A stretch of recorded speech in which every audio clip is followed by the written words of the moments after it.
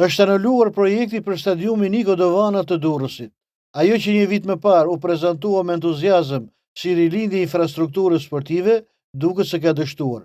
Projekti për transformimin e stadiumit Niko Dovana në Durrës është anuluar për shkak të mungesës së ofertave nga investitorët.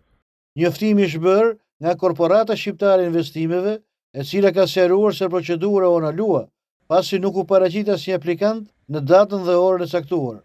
Projekti për stadiumin e Durrësit ishte hartuar nga studio belge 51 N4E në bashkëpunim me Plan Komun.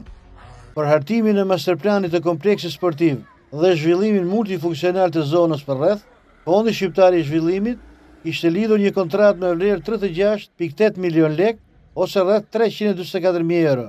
Sipas planit, kompleksi do të përfshinte stadiumin e ri, fusha stërvitje për futboll dhe basketboll, 2 pishina, një të brendshme dhe një të jashtme, si dhe hapësira të gjelbëruar për komunitetin.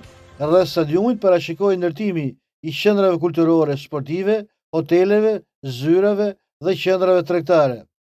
Thirrjet për këto projekte u hapën në korrik të vitit 2025 dhe afati përfundimtar për dorëzimin e ofertave ishte 30 shtatori po atij viti. Megjithatë, vetëm tani, disa muaj më vonë, është bërë publik zyrtarisht fakti që procedurat kanë dështuar.